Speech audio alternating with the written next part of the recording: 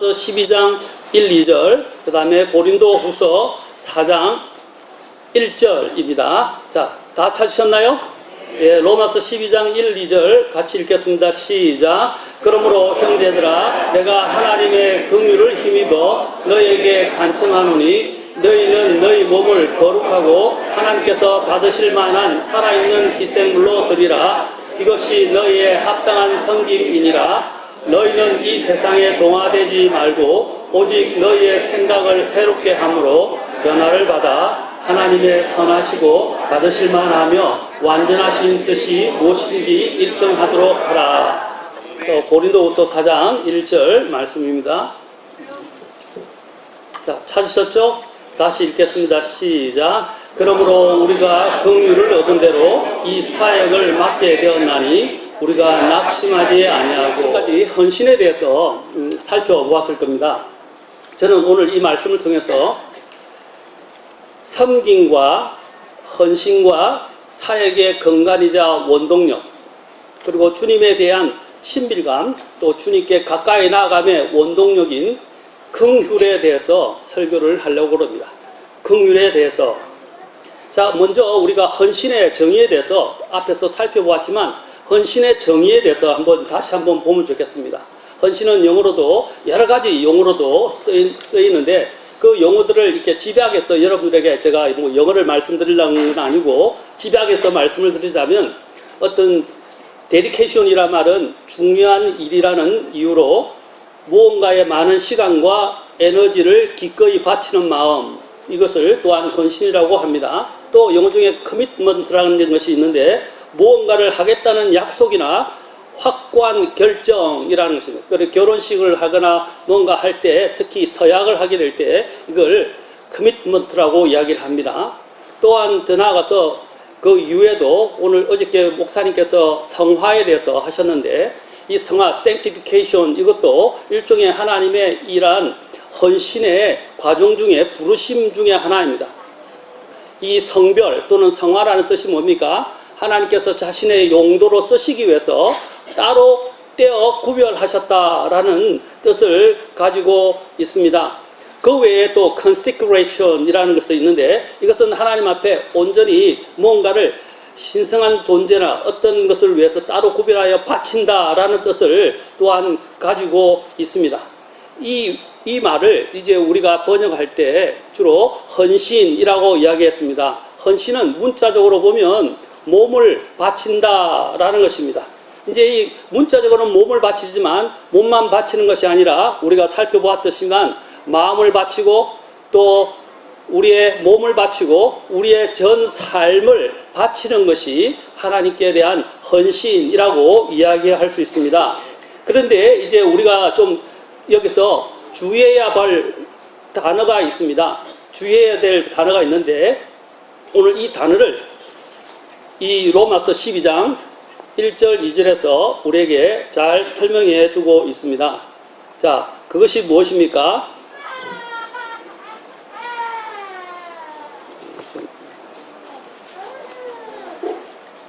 자, 12장 1, 2절에서 자, 우리 같이 보게 될 것은, 하나님 앞에서 우리의 이 헌신이라는 것은 말이 아니라 실제적으로 사실 드려져야 한다는 것입니다. 주님께 무언가를 바친다는 것은 여러분 그냥 말로만 하는 것이 아니라 우리의 모든 삶 전체를 하나님 앞에 바치는 것입니다. 그것이 사실 이 로마서 12장 1, 2절에서 사용된 그리스 단어가, 이것이 예수님께서 누가복음 2장 22절에 요셉과 마리아를 예수님을 하나님 앞에 봉헌하던 그때에 쓰여졌던 단어와 동일하게 쓰여졌다는 사실입니다. 그때 바치다 또는 드리다 라고 되어 있는데, 이 요셉과 마리아가 주님께 성전에서 주님을 봉헌할 때, 드릴 때 이 단어를 그대로 여기 갖고 와서 로마서 12장 1, 2절에서도 그것을 사용하고 있다는 것입니다.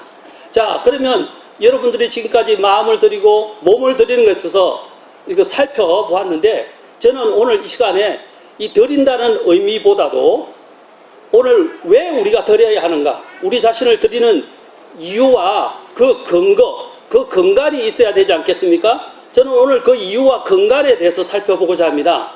먼저 우리가 이것을 살펴보기 전에 우리의 헌신의 본은 누구이십니까? 여러분이 잘 알 수 있듯이 바로 예수 그리스도께서 우리의 모든 헌신의 본이 되시는 분이십니다. 그래서 성경에서 말씀하실 때 히브리서 2장 17절에 보면 예수님께서 그분께서 자신을 드리실 때에 이 일을 단 한 번에 행하셨다라고 말하고 자신을 드리셨다라고 말씀을 하고 있습니다. 이것이 정확한 사실 헌신의 의미입니다. 자신의 몸을 거룩한 희생물로 아버지 하나님께 자신을 내어 드렸다는 사실입니다. 그리고 히브리서 보면 히브리서 9장 24절에서도 또 24절부터 28절에 이르면서도 계속해서 예수님께서 자신을 드리셨다라는 단어를 계속 사용하고 있습니다. 희생물로 자신을 드리셨다 또는 자신의 몸을 드리셨다라고 계속해서 이야기하고 있습니다. 특히 9장 26절에 보면 그분께서 자신을 희생물로 드려 죄를 제거하시려고 이제 세상 끝에 단 한 번 나타나셨기 때문이라. 그렇게 그리스도께서 많은 사람의 죄들을 짊어지시려고 단 한 번 드려주셨고 라고 여기서 계속 드려졌다는 것을 히브리서 9장 24절부터 28절에서 반복해서 말하고 있습니다. 예수님께서 먼저 자신을 드리심으로 해서 우리에게 한 그 발자취를 남겨 놓으셨고 우리에게 그 본을 남기셨다는 것입니다. 우리가 이 드리는 것들을 살펴보려면 예수님께서 평생을 어떻게 사셨는지 또 자신을 하나님 앞에 충성스럽게 들으셨는지를 우리는 보고 연구하고 배워야 한다는 것입니다.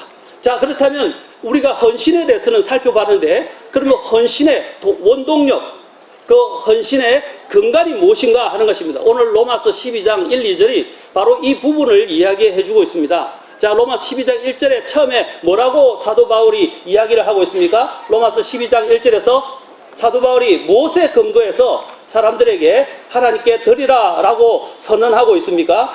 로마서 12장 1절에 보면 그러므로 형제들아 내가 하나님의 뭐라고 그랬어요? 긍휼을 힘입어 너에게 간청하노니 라고 말하고 있습니다. 긍휼이라고 말하고 있어요.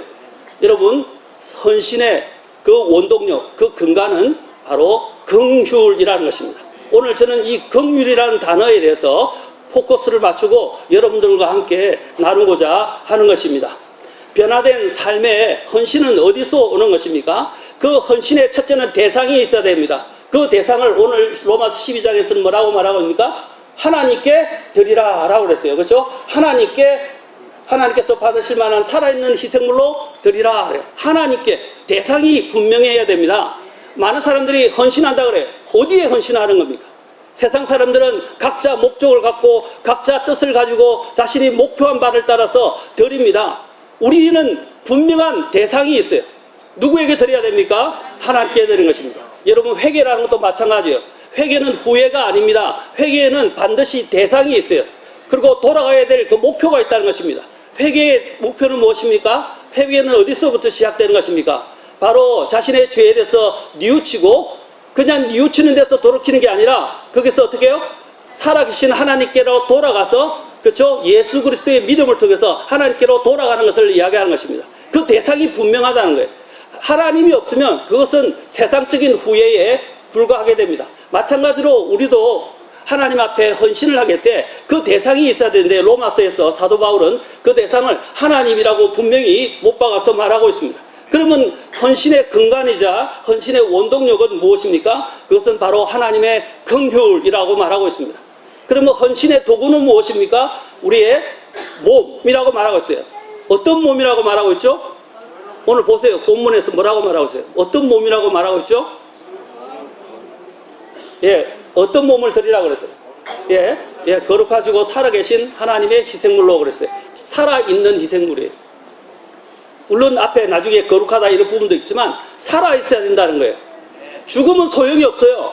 죽고 난 다음에 뭐가 필요해요? 우리나라는 죽고 난 다음에 제사상을 아주 성대하게 차립니다. 저는 말합니다. 우리 아버님이 제사에 대해서 이야기할 때도 제가 말했어요. 죽은 사람들한테 왜 돈을 들여서 그렇게 차려서 들으시느냐? 돈 없다 하면서 왜 죽은 사람을 위해서 그렇게 차리느냐? 살아 계실 때 잘하시지. 제가 그런 말을 드렸어요. 살아 계실 때 잘해야 되지 않습니까? 여러분, 성경의 전도에서 뭐라 합니까? 살아있는 개가 죽은 사자보다 낫다 그랬어요. 왜냐하면 살아있는 자에게는 소망이 있기 때문에. 오늘 하나님께서도 우리에게 말씀하실 때 살아있는 희생물로 드려야 돼요. 죽은 다음에 드릴 수 없어요. 영적으로 죽은 상태에서 하나님께 드릴 수가 없어요. 영적으로 살아있는 상태에서 하나님께 드려야 된다고 말씀하고 있습니다. 그러면 헌신의 도구는 살아있는 몸, 그 다음에 또 하나는 새롭게 변화된 생각이라고 말하고 있습니다. 새롭게 변화된 생각. 그냥 생각이 아니에요. 지저분하고 더럽고 추악하고 이전에 세상에서 즐기던 그 아주 만신창이가 된 죄로 얼룩진 그러한 생각을 가지고 하나님께 드리는 게 아니라 어떤 생각을 가지고 변화된 생각을 가지고 드리라는 것입니다. 우리는 예수 그리스도 안에서 창조된 새 사람을 입었어요.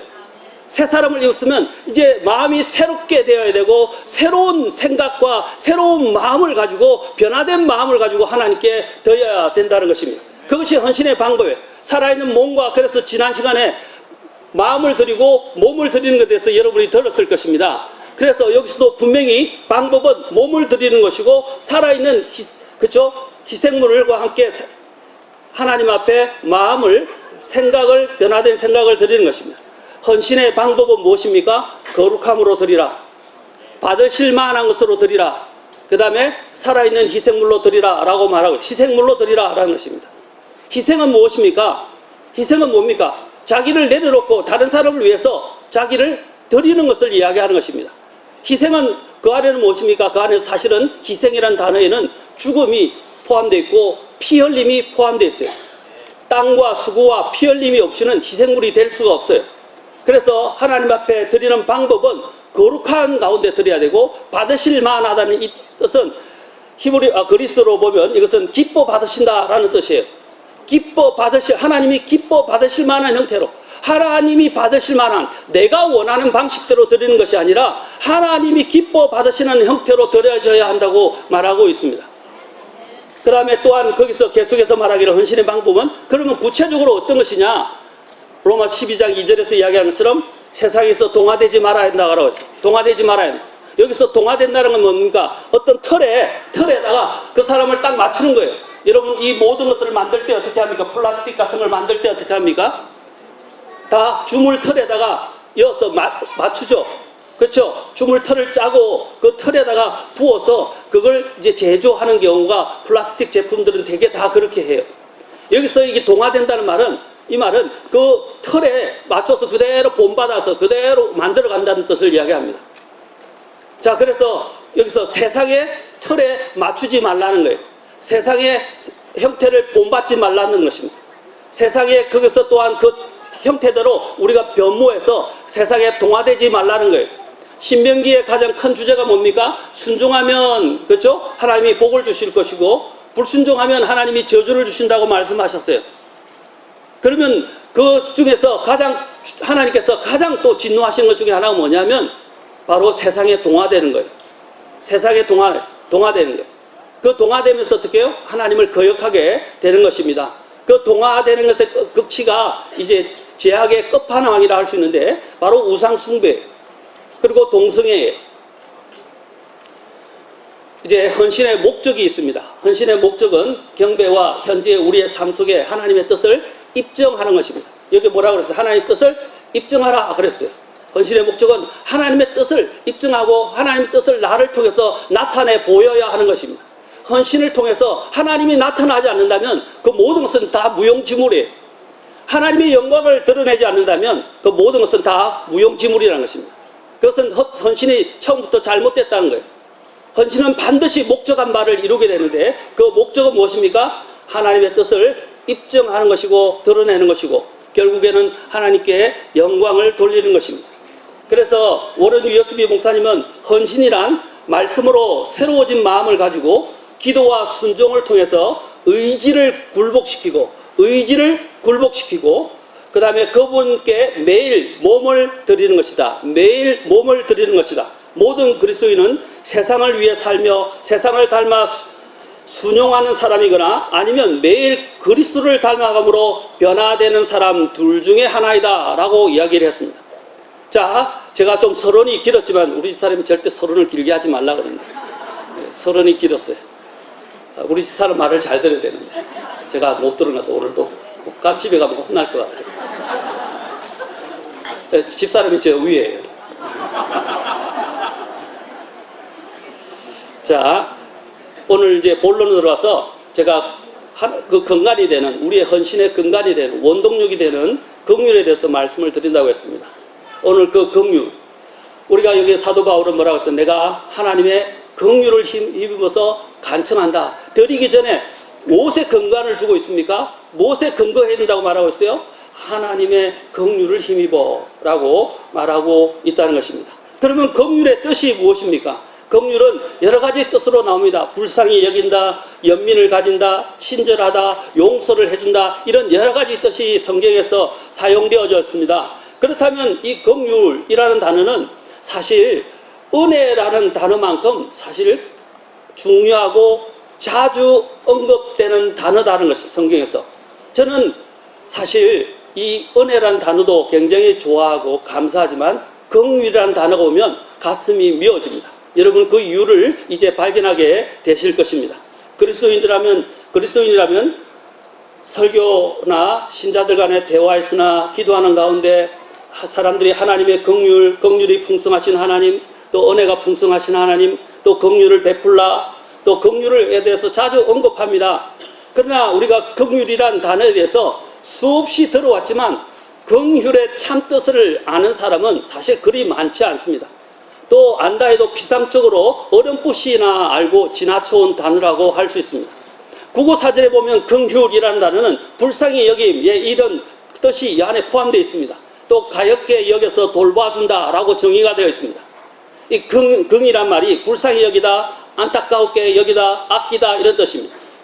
그렇죠? 그리고 또한 여기서 그 외에도 또 우리가 그거 할 때 긍지라는 단어를 할 때도 이 단어가 그대로 쓰여졌습니다.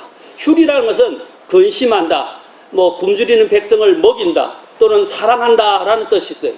휼이라고 말하죠. 그래서 아끼고 또 근심하고 불쌍히 여긴다는 것들이 이 안에 다 포함되어 있다는 것입니다. 그러나 성경에서는 성경에서 사용하는 긍휼은 그 사전적 의미의 이상의 뜻을 가지고 있습니다. 성경에서 긍휼이 첫 번째 언급된 것이 어딘지 아십니까? 어디서 언급된 것으로 여러분 알고 있습니까? 이 긍휼이라는 단어가 성경에서 항상 단어들이 처음에 언급된 것은 굉장히 중요한 의미를 가집니다. 그리고 여러분들이 그 단어가 어떻게 성경에서 사용된지를 보시고 마지막에 또 이 단어가 어떻게 사용된지를 보신다면 하나님의 큰 은혜를 얻을 수 있습니다.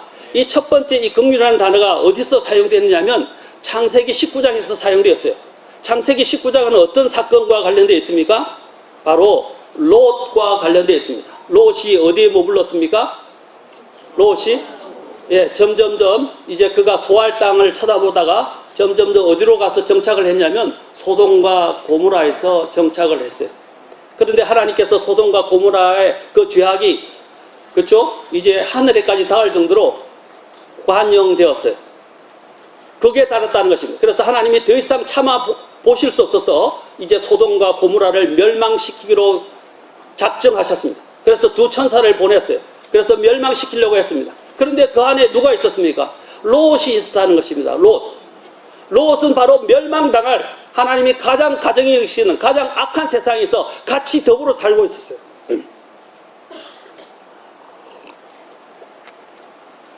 근데 하나님께서 어떻게 하셨습니까? 아브라함의 기도를 들으시고 롯을 아끼셨어요. 롯도 사실 그 멸망당할 세상에서 함께 죽었어야 했습니다. 그런데 하나님께서 어떻게 하셨습니까? 아브라함의 중보 기도를 들으시고 롯을 아끼셔서 두 천사로 하여금 롯을 빼내게 하셨습니다. 이때 긍휼이라는 단어가 처음 쓰여졌다는 것입니다. 창세기 19장 14절에 나옵니다. 이것은 중요한 의미를 갖고 있습니다. 하나님께서는 아브라함을 생각하시고 롯에게 은혜와 긍휼을 베푸셔서 롯의 가족과 사위들을 구하시려는 계획을 세우셨습니다. 먼저 하나님께서 보내신 두 천사가 영적인 눈이 먼 소돔과 고모라 사람들의 육신의 눈까지 어둡게 한 후에 그의 가족과 사위들을 이끌어내고 구원하고자 하셨는데, 그러나 사위들은 롯의 말을 듣고 농담으로 여기고 롯이 빨리 나가자, 우리가 여기서 도피하자라는 말에 귀담아 듣지 않고 농담으로 여겼다는 사실입니다. 그런데 롯이 어떻게 했어요? 자기 딸을 데리고 아내를 데리고 갔지만 그 아내 또한 세상에 빠져서 더 이상 어떻게 세상에 미래를 두고 뒤로 하나님이 뒤로 돌아보지 말라고 했는데 돌아다 봄으로 해서 소동 기둥이 되고 말았습니다. 롯은 자기의 이제 딸들과 함께 두 딸과 함께 겨우 나오게 되었다는 사실입니다. 바로 이때 하나님께서 이 단어를 사용하셨어요. 이제 롯이 나가서 자기 딸들과 결혼한 사위들에게 말하여 이르되 너희는 일어나 이곳을 떠나라. 이런 주께서 이 도시를 멸하실 것이기 때문이라 하더라. 그러나 그가 자기 사위들에게 조롱하는 자로 여겨졌다라고 말하고 있습니다. 그런데 하나님께서 19장 19절에 보면 이제 하나님께서 롯이 말합니다. 주의 종이 주 앞에서 은혜를 입었고 또 주께서 주의 긍휼을 넘치게 하사 내 생명을 구원하심으로 긍휼을 보여주셨나이다 라고 그가 고백을 하게 됩니다. 내가 산으로 도피할 수 없나니 어떤 재앙이 나를 덮쳐 내가 죽을까 두려워하나이다. 그는 죽었어야 하는데 하나님께서 그의 기도대로 또 아브라함의 중보 기도에서 하나님이 긍휼을 베푸셔서 그 죽음의 경지에서 그를 끌어내셨다는 거예요. 이 말은 무엇을 말해주는 겁니까? 우리의 처지도 여기서 마찬가지입니다. 롯은 그 죄악된 세상에서 그들과 함께 사실 죽었어야 했어요. 물론 성경에서는 다른 것은 롯은 어려운 자지만 그가 소돔과 고모라에서 굉장히 괴로움을 당했다고 말하고 있어요. 그런데 그의 잘못은 무엇입니까? 가지 말아야 할 장소에 간 거예요. 가지 말아야 할 장소에 간 거예요. 차마 그들과 함께 하나님을 조롱할 수 없었지만 그는 거기서 분리돼 나와야 했습니다. 그런데 나오지 않은 거예요. 근데 하나님이 그에게 긍휼을 베푸셔서 그곳에서 빠져나오도록 하셨다는 것입니다. 긍휼의 정의가 여기서 나옵니다. 우리는 죽어 마땅한데 하나님께서 우리를 불쌍히 여기시고 우리를 그 죄악된 세상에 건져내셔서 우리의 죄를 용서하시고 구원하셨다는 것입니다. 그게 긍휼의 첫 번째 뜻이에요. 죽어 마땅한데 하나님이 긍휼을 주셔서 건져내 주셨다는 것입니다. 얼마나 놀라운 단어입니까? 긍휼의 주된 의미를 가장 잘 설명하는 곳이 어디입니까? 시편 103편과 디모데전서 1장 12절부터 14절에 나옵니다. 시편 103편 잠깐 보도록 하겠습니다. 자, 시편 103편은 이 긍휼에 대해서 가장 잘 정의한 곳이고 또 신약에서는 디모데전서 1장 12절과 14절이 사도 바울의 고백 속에서 우리는 긍휼이라는 단어가 가장 잘 설명되어 있다는 것을 보게 됩니다. 또 예레미야 에가이스도 또 우리가 보게 될 것입니다. 103편 8절에 보면 주께서는 긍휼이 많으시고 노하기를 더디하시고 또 긍휼이 풍성하시도다 라고 말하고 있죠. 자, 왜 그렇게 하는지를 이제 9절부터 설명합니다. 그분께서 항상 뭐라고요? 항상 징계하지 아니하시며 또 그분께서 그분의 분노를 영원히 품지 아니하시도다. 그분께서 우리의 죄들에 따라 우리를 다루지 아니하시고 우리의 불법들에 따라 우리에게 갚지도 아니하셨도다. 이는 하늘이 땅보다 높은 같이 그분을 경외하는 자들 향한 그분의 긍휼이 그렇게 크시기 때문이라. 그래서 시편 103편 13절도 똑같은 말을 합니다. 자, 12절 13절 같이 읽어보겠습니다. 시작. 동이 서에서 먼 것 같이 그분께서 우리의 범법들을 우리에게서 그렇게 멀리 옮기셨도다. 아버지가 자기 자식들을 불쌍히 여기는 것 같이 주께서 자신을 경외하는 자들 불쌍히 여기시는도다. 그러면서 그는 자신들의 존재가 어떤 것인지 14절에서 설명합니다. 이는 그분께서 우리의 구조를 아시며 그분께서 우리가 흙먼지임을 기억하시기 때문이라. 자, 여기서 뭘 이야기합니까? 항상 징계하지 아니하신다. 그분의 분노를 영원히 품지 아니하신다. 우리를 죄들에 따라서 다루지 아니하신다. 불법에 따라서 갚지 아니하신다. 또 뒤에 불쌍히 자식들을 불쌍히 여긴 것처럼 불쌍히 여기신다. 자, 여러분 잘 생각해 보십시오. 우리는 매일 죄를 짓습니다. 성경에서 죄를 지으면 어떻게 된다고 말씀하셨죠? 죄의 삭은 사망이죠. 욕심이 잉태한 적 죄를 낳고 죄가 완료되면 사망을 이룬다 그랬어요. 이런 죄는 죽어야 돼요. 사형받아야 되는 겁니다. 어떠한 죄든 그 죄가 적든 크든 많든 작든 적든 우리는 죄를 지으면 그 즉시 하나님의 심판을 받아서 죽어야 됩니다. 하나님은 우리를 죽이셔야 돼요, 사실은. 그 법대로 하면. 우리가 그러잖아요. 법대로 합시다! 그러잖아요. 법대로 하면 우리는 죽어야 돼요. 근데 하나님이 어떻게 하신다고 했어요? 그 법대로 항상 따라서 처벌하지 않는다는 거예요.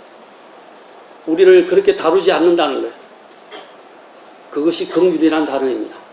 하나님 우리를 불쌍히 여기시고 오래 참으시고 기다리시고 또한 그것을 통해서 하나님의 은혜를 느끼게 하는 것이 바로 그것이 긍휼입니다. 오늘도 저와 여러분이 오늘 이 자리에 온 것도 바로 그 하나님의 은혜와 긍휼 때문입니다. 은혜 때문도 있지만 긍휼 때문이에요. 우리가 하루에 몇 번씩 죄를 짓습니까? 수도 없이 죄를 짓죠. 하루에 한 번 이상 죄 안 짓는 사람은 없어요. 불순종도 죄예요. 마음에 짓는 것도 다 죄예요. 그렇죠? 또 해야 될 일을 하지 않는 것도 죄예요. 의심하는 것도 죄예요. 거짓말하는 것도 죄예요. 그렇죠? 또 하지 말아야 할 것들을 하는 것도 죄예요. 죄는 너무 많아요. 우리가 헤아릴 수 없이 많아요. 우리는 하루에도 얼마나 많은 죄를 짓고 삽니까? 그 죄를 했다면 우리는 뭡니까? 하루에도 몇 번, 아니면 몇십 번. 이제 시간을 지난다면 우리의 나이를 한번 생각해 보십시오. 수천 번, 수만 번, 수십만 번, 또는 수백만 번 우리는 죽었어야 돼요. 맞습니까? 근데 하나님이 죽이지 않으셨어요. 긍휼을 베푸셔서 우리를 기다려 주셨다는 것입니다. 얼마나 감사합니까? 여러분 전율이 오지 않습니까? 하나님이 우리에게 오래 참으시고 우리를 기다려 주시고 우리의 죄에 대해서 우리를 다루지 아니하시고 우리를 기다려 주셨다는 것은 얼마나 감사한지 몰라요. 그래서 사도 바울이 하나님의 오래 참으심과 선하심이 너희를 회개로 인도하는 줄 알지 못하느냐 그러셨어요. 그 오래 참으심도 긍휼의 한 속성이라고 이야기할 수 있어요. 그리고 디모데전서 1장 11절부터 13절에 한번 보겠습니다. 같이 가서 보겠습니다. 디모데전서 1장 11절부터 13절에 사도 바울이 어떻게 이야기하는가를 보십시오. 자, 여기 보면 사도 바울이 하나님의 이제 복음을 맡아서 그가 사역자로 되었어요. 그래서 12절에서 이렇게 말합니다. 나를 능하게 하신 그리스도 예수 우리 주께 감사를 드리나니 이런 그분께서 나를 신실한 자로 여기셔서 그 사역 안으로 나를 넣어주셨기 때문이라. 내가 전에는 신성 모독하는 자요. 자, 보세요. 전에는 신성 모독하는 자요, 핍박자요, 해를 끼치는 자였느니라. 그러나 내가 뭐라고 그랬어요? 긍휼을 얻은 것은 내가 믿지 아니한 중에 알지 못하고 그것을 행하였기 때문이라. 사도 바울의 죄가 얼마나 큽니까? 사도 바울은 스데반을 죽이는 자리에 있었고 그것을 주동한 사람이었어요. 스데반이 돌에 맞아 죽는 걸 보고 찬동하고 기뻐했던 사람입니다.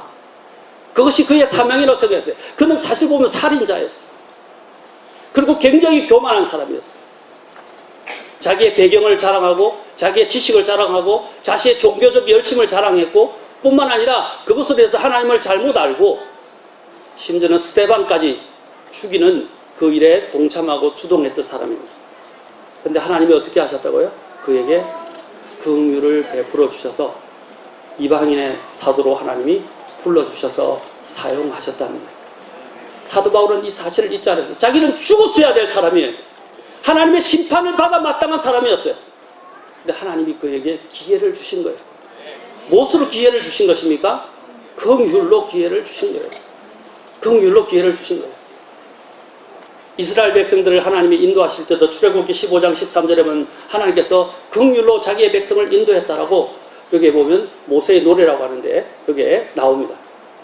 여기에서 이야기를 합니다. 주께서 구속하신 그 백성을 주의 긍휼로 인도하시되 또 하나님께서 인도하신 자신의 백성을 인도할 때 뭐로 인도하신다고요? 긍휼로. 긍휼이 없었다면 뭐라고요? 그들도 벌써 죽었어야 된다. 항상 여러분 할 때 긍휼할 때는 죽음을 생각하시고 나중에 피해에 대해서도 제가 말씀을 드릴 것인데 죽음에 대해서 생각하셔야 돼요. 죽었어야 된다는 것을 생각하셔야 됩니다. 자, 그러면 구약으로 가서 우리가 좀 더 생각해 봅시다. 이 긍휼이라는 단어에서 우리가 깊이 있게 좀 찾아봅시다. 이 긍휼이라는 단어가 어디에 쓰느냐? 여러분 구약에 보면 뭐가 있죠? 이제 성막이 있어요. 성막이나 성전이 있는데 성막에서 여러분들이 알지만 이방인의 뜰이 있고 저 바깥 뜰이 있고 이제 성막으로 들어오면 이방인의 뜰이 있고 이방인의 뜰 다음에 뭐가 있어요? 성소가 있고 성소 안에 지성소가 있었어요.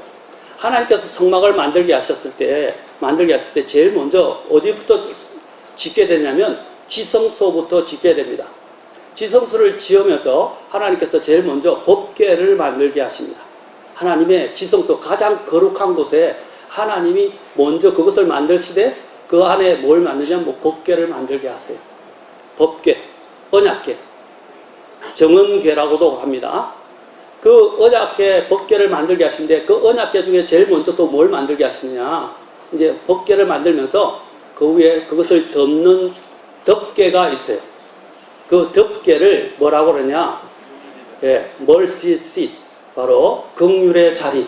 이제 일반 다른 곳에서는 시언좌, 은혜가 있는 자리라고, 또 어떤 속죄소, 속죄를 하는 자리였기 때문에 속죄소라고 이야기를 합니다. 그리고 우리 성경에서는 이것을 그 킹제임스 성경에 있는 그대로 해서 mercy seat, 바로 긍휼의 자리라고 했어요. 왜 긍휼의 자리라고 불려졌을까요? 이스라엘 백성들의 죄로 말미암아서는 그들은 어떻게 죽었어야 되죠. 그럴 때 어떻게 했어요?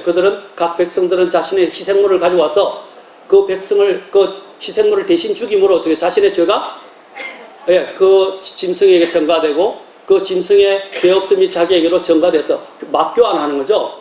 그래서 그 짐승이 죽을 때 내가 죽었어야 되는데 짐승이 대신 죽었구나 하고 깨닫게 되는 거예요. 그런데 여기 이제 1년에 한 번씩 이스라엘 전 백성 알고 지은지 모르고 지은지 모든 이런 죄들을 해결하기 위해서 하나님께서 1년에 단 한 번 대제사장이 자신을 정결케 하고 그 다음에 어떻게 해요? 어디로 들어가게 됩니까? 1년에 단 한 번만 허락되어 있어요. 예, 지성소로 속죄의 날에 대속죄일에 지성소로 들어갔단 말이에요. 그래서 백성을 위해서 온 백성을 위해서 그곳에서 짐승을 잡아서 그 짐승의 피를 가져다가 어떻게 했습니까? 어디다 뿌렸어요? 예, 바로 아까 언약궤를 덮는 덮개가 뭐라 그랬어요?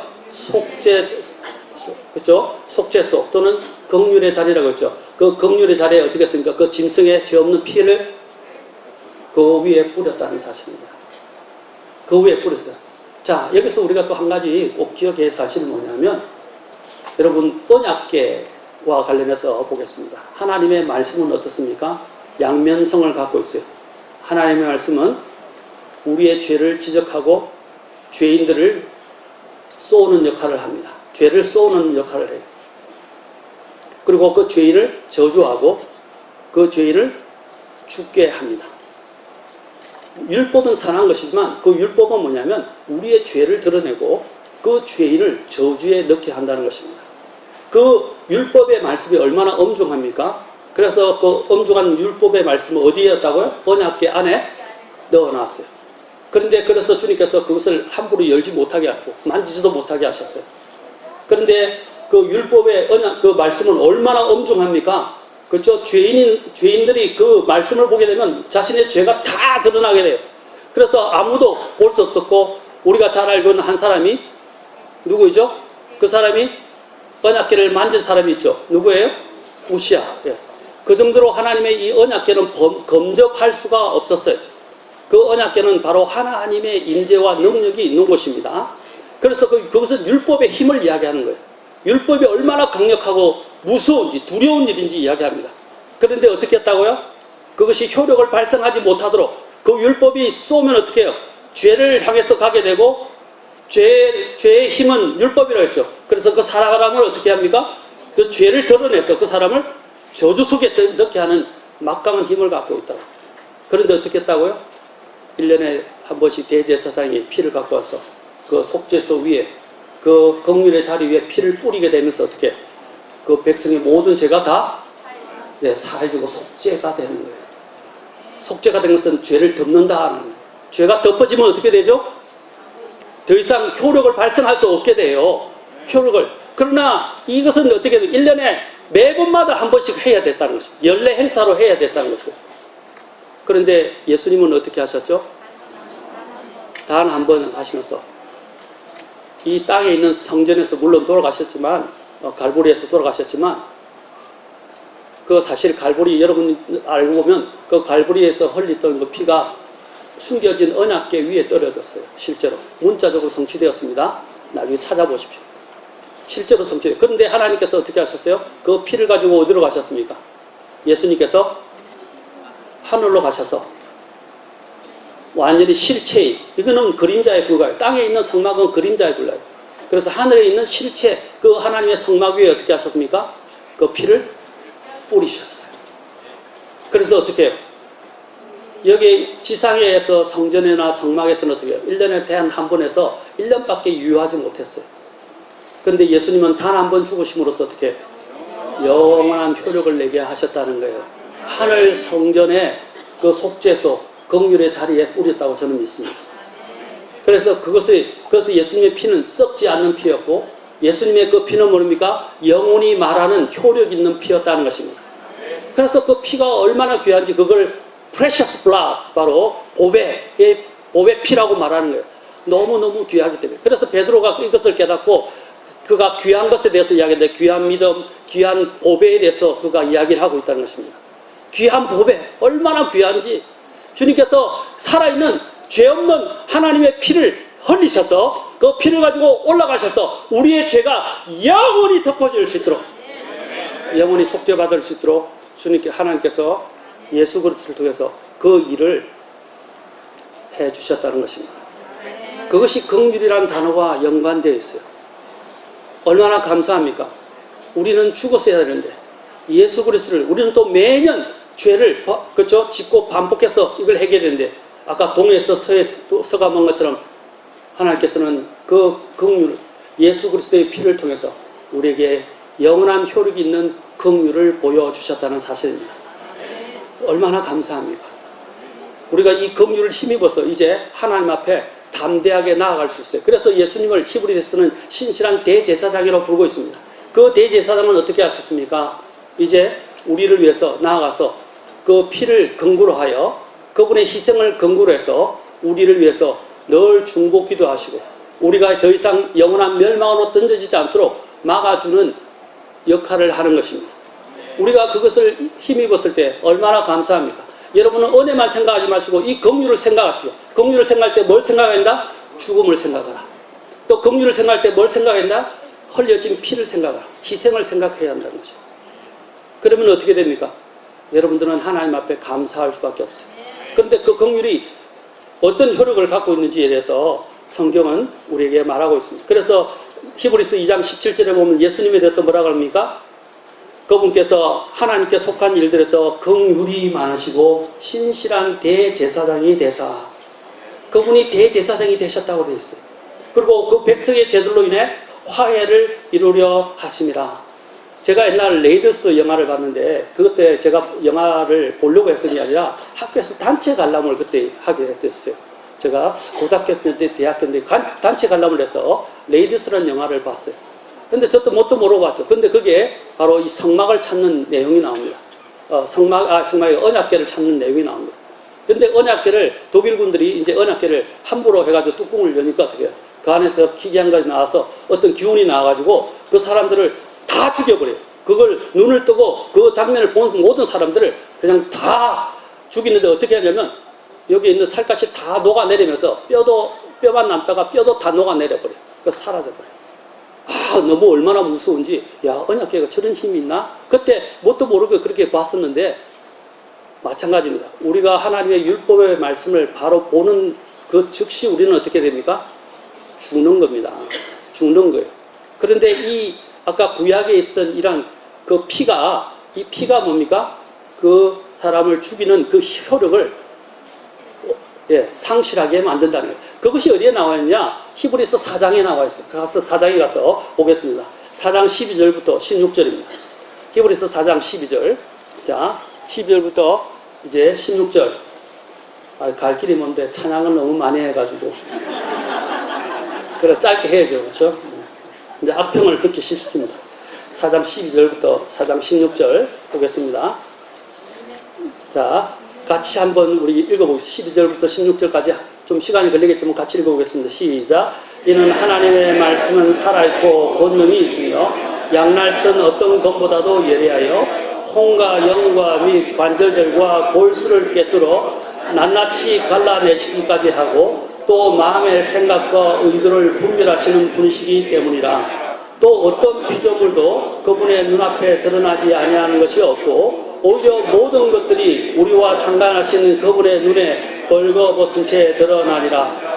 그런즉 우리에게 위대하신 한 대제사장 곧 하늘도 안으로 들어가신 하나님의 아들 예수님이 계신 것을 아노니 우리가 우리의 신앙 고백을 굳게 붙들자. 이는 우리에게 계신 대제사장은 우리의 연약함의 감정을 몸소 느끼지 못하시는 분이 아니요 다만 모든 점에서 우리와 똑같이 시험을 받으셨으나 죄는 없으신 분이기 때문이라. 그러므로 우리가 긍휼을 얻고 필요한 때에 도우시는 은혜를 찾기 위해 은혜의 왕자로 담대히 나아가자. 자, 이것을 두 가지로 나눌 수 있어요. 12절과 13절로 합해고 그 다음에 14절부터 16절로 나눌 수 있어요. 자, 12절과 13절은 뭐냐? 바로 아까 언약궤에 들어있는 그 말씀, 증거판을 이야기하는 겁니다. 그것을 뭐라고 했어요? 율법이라고 그랬죠. 율법은 어떻게 한다고요? 네, 죄의 힘이 됩니다.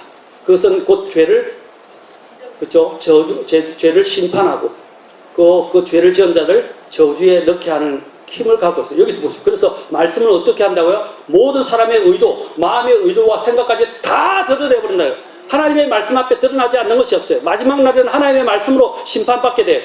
그러면 우리가 어떻게 돼요? 하나님 앞에 설 수가 없죠. 말씀을 읽을 때마다 죄가 드러나고 죄가 낱낱이 하나님 앞에 다 드러나는데 유죄 선고라고 되는 거예요. 그러면 사형 이래요. 그런데 어떻게 하신다고 그랬어요? 이 문제를 해결해주는 이 말씀의 두 양면을 이야기합니다. 살아계신 하나님의 말씀이자 제사장이신 대제사장 예수님이 어떻게 한다고 되어 있어요? 14절 보십시오. 그런데 우리에게 위대하신 한 대제사장이 계신다. 그래서 그분이 하늘들 안으로 들어가셨다라고 말하고 있어요. 그 말이 뭡니까? 아까 그 1년에 한 번씩 대제사장이 들어가서 속죄소에 뭐라고 그랬어요? 금리를 잘 피를 뿌렸다 그랬죠. 바로 예수님께서 자신의 피를 뿌리시고 하늘들 안으로 들어가셨다는 걸 말해주는 거예요. 이것은 누구를 증거하느냐면 바로 예수님을 증언하는 거예요. 예수님이 이 일을 했다고 지금 히브리서가 해석을 해주는 거예요. 구약의 이것을. 예수님이 바로 긍휼의 자에 펼려주신 바로 그분이라는 거예요. 희생물이 되신 그분이라는 거예요. 이 예수님의 피는 뭐라고 그랬어요? 영원한 효력을 갖고 있다고 말씀드렸죠. 그리고 우리의 죄를 완전히 해결해 준다고 말씀을 드렸습니다. 얼마나 놀랍습니까? 우리가 예수님 덕분에 살게 되었어요. 예수님 덕분에 우리는 매일매일 살아갈 힘을 얻게 된 것입니다. 그래서 히브리서 4장 14절에서는 이 예수님을 대제사장으로 묘사하면서 뭐라고 하냐? 위대하신 대제사장이라고 말하고 있어요. 얼마나 위대하신지 위대하신 대제사장이 계신다라고 히브리서 4장 14절에서 말씀하고 있습니다. 주님께서 우리에게 이런 것들을 베풀어 주신 것입니다.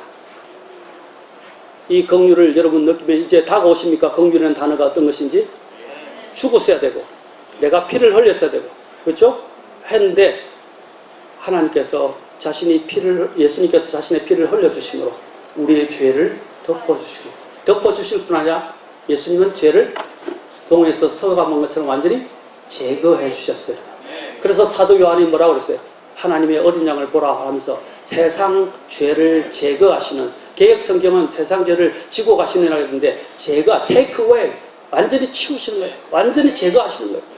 예수님이 그렇게 하실 수 있는 능력이 있으신 분이라는 것입니다. 바로 이 긍휼은 그걸 말하는 거예요. 주님이 우리를 위해서 어떤 일을 해주시는가를 이 단어가 포함하고 있다. 하나님이 어떤 일을 구약에서는 하실 것인지, 그리고 이것을 통해서 하나님은 이제 예수 그리스도를 통해서 어떤 일을 하셨는지, 그것을 믿는 자에 대한 어떤 효력이 일어나는지를 바로 이것을 통해서 말씀해 주신 것입니다. 얼마나 우리는 풍성한 이 긍휼을 얻었습니까? 예레미야서가 3장 22절에서 한번 봅시다. 3장 22절부터 24절. 시간이 없어서 빨리 끝내야 될 것 같아요. 3장 22절. 그냥 계속 밤샐까요? 3장 22절부터 24절까지 우리 보겠습니다. 자, 이거 예레미야서 3장 22절부터 23절, 24절. 자, 같이 또 읽겠습니다. 자, 시작. 우리가 소멸되지 않으면 주의 긍휼에서 나온 것이니 이는 그분의 불쌍히 여기심은 사라지지 않기 때문이라. 그것들이 아침마다 새로우니 주의 신실함이 크시니이다. 내 혼이 이르기를 주께서는 나의 몫이오니 그러므로 내가 그분 안에 소망을 두리로다 하는도다. 아멘. 이것이 우리 긍휼과의 관계를 잘 이야기해 주고 있어요. 뭐라고요? 우리가 소멸되지 않는 것은 뭐 때문에? 주의 긍휼에서 나온 것이다. 우리가 소멸되지 않는 이유는 주님의 긍휼 때문이라는 거예요. 또 뒤에 나와요. 그분의 불쌍히 여기심, 이것도 긍휼과 관련되어 있어요. 그런데 이것이 어떻다고요? 매일 아침마다 새롭다. 매일 하나님이 긍휼을 부어주시는 거예요. 근데 그 매일매일이 어디까지 이어진다? 영혼까지 이어지는 거예요. 영혼까지. 얼마나 감사해요. 오늘도 내가 죄를 졌기 때문에 또 죽어야 되고 또 죽어야 되는데 하나님 매일매일 우리에게 긍휼을 부어주신다 이 말입니다. 그러면 어떻게 되겠어요? 근데 그것이 어디까지 이어진다? 믿는 자들에게 영혼까지 이어진다는 거예요. 얼마나 주님께서 해주신 이 긍휼을 이야기하는 것입니다. 주님은 긍휼은 매일 새롭고 영원한 거예요. 그러면 어떻게 되느냐? 이제 오늘 내가 죄를 지었는데 하나님은 나를 죄를 용서해 주셨어요. 죄송해. 그래서 하나님 했는데 또 죄를 지었어요. 더 죄송해 또. 그래서 죄송합니다 했는데 또 죄를 지었어요. 또 용서해 주세요. 이런 번을 7번이라도 회개하면 어떻게 해야 돼요? 용서해 주라고 그랬죠. 그게 하나님의 긍휼의 의미예요. 그러면 우리가 어떤 삶을 사느냐? 또 죄를 지었네. 하나님 죄송합니다. 또 죄를 지었네. 하나님 죄송합니다. 또 죄를 지었네. 하나님 죄송합니다. 또 죄를 지었네. 하나님 죄송합니다. 긍휼을 아는 사람은 어떻게 되느냐? 점점 하나님 앞에서 낮아지게 돼 있어요. 엎드리게 돼 있어요. 나는 죽었어야 되는데. 정말 죽었어야 되는데. 나는 오늘 또 죽어야 할 일을 했는데 하나님이 또 용서해 주시는 거예요. 엎드리면 어떻게 됩니까? 하나님의 사랑이 너무 컸어. 하나님의 긍휼이 너무 컸어. 이제 주님, 제가 더 이상 이렇게 살 수가 없습니다. 이제 이렇게 살지를 않기를 원합니다. 이제 하나님께 내 인생을 드릴 수밖에 없습니다. 그렇게 고백하게 됩니다. 그러면 어떻게 됩니까? 자신을 하나님 앞에 드릴 수밖에 없게 돼요. 기꺼이 드리게 됩니다. 하나님이 이제는 저는 제 힘으로는 살 수 없고 주님의 긍휼을 힘입어서 제가 주님을 위해서 살겠습니다. 주님, 제 인생을 드립니다. 저는 정말 골 몇 번 죽어도 마땅한 죄인이었습니다. 그런데 하나님이 저를 용서하시고 얼마나 많이 용서하셨어요. 주님의 용서하심은 끝이 없습니다. 그것이 어디에 기인하느냐? 긍휼에 기인한다는 것입니다. 우리가 이런 하나님의 긍휼을 얻었다면 우리가 어떻게 살아가야 되겠습니까? 이제는 더 이상 죄에 뒹굴고 다시 죄로 돌아갈 수 없어요. 하나님의 은혜를 풍성하게 하려고 우리는 더 이상 죄를 지을 수 없어요.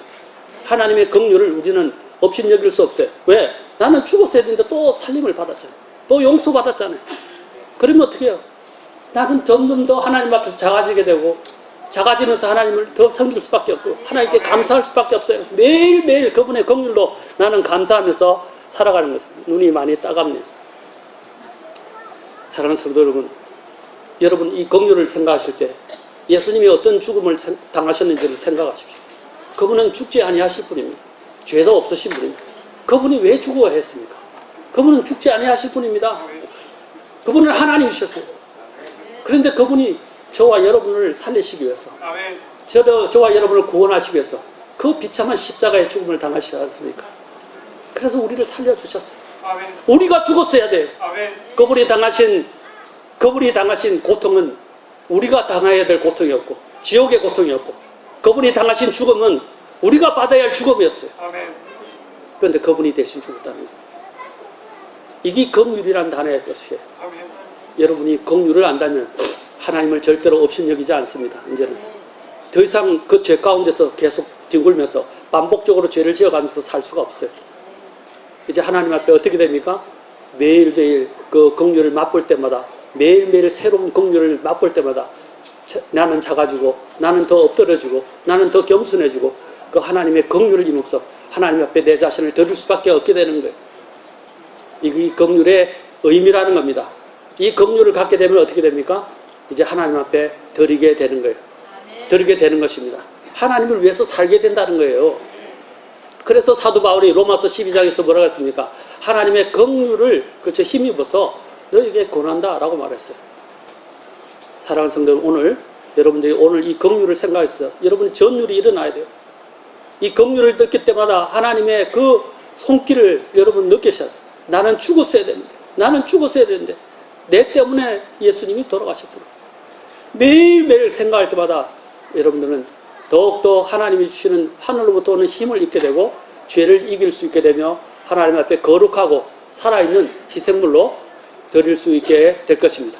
그 삶을 통해서 여러분은 하나님의 뜻을 입증하는 그러한 백성으로서 살아갈 수 있게 됩니다. 오늘 여러분 하나님의 이 긍휼 앞에 엎드리지 않겠습니까?